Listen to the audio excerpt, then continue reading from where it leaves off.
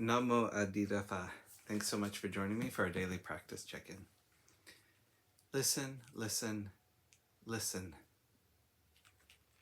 This wonderful sound calls us back to our true home.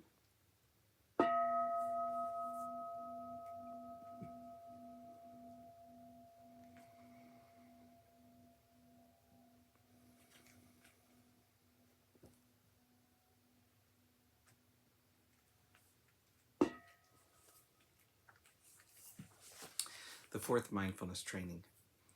Aware of the suffering caused by unmindful speech and the inability to listen to others, I vow to cultivate loving speech and deep listening in order to bring joy and happiness to others and to relieve others of their suffering.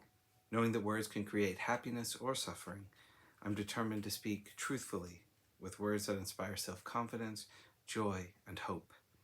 I will not spread news I do not know to be certain, and will not criticize or condemn things of which I am not sure. I will refrain from uttering words that can cause division or discord, or that can cause the family or the community to break. I'm determined to make all efforts to reconcile and resolve all conflicts, however small.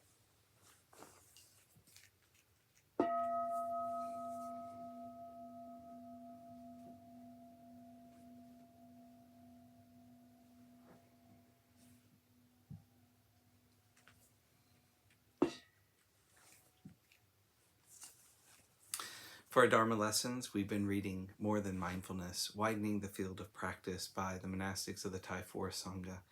We're continuing today in a talk by Ajahn Amaro called When the Last Breath Comes. This morning, a layman left the monastery to return home to care for his mother.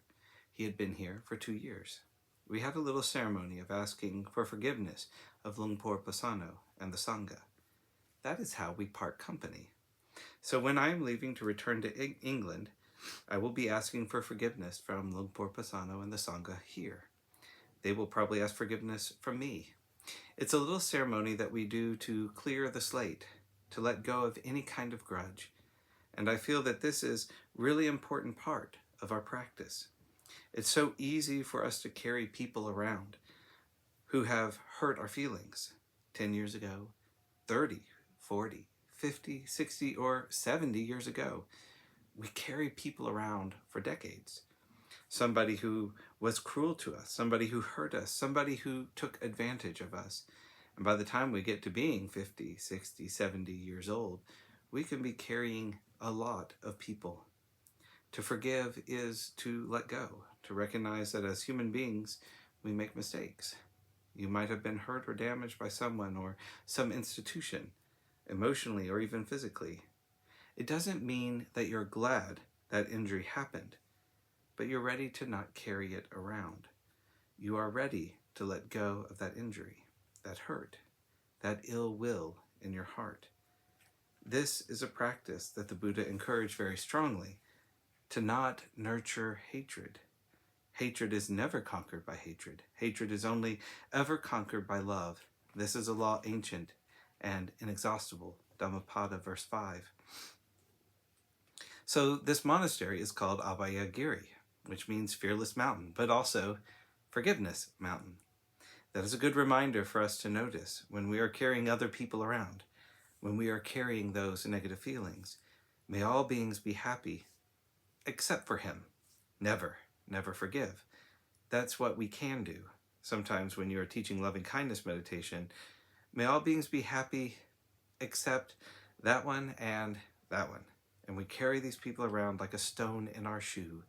It's a painful presence. The Buddha's encouragement is to recognize that painful feeling and to forgive, to let go.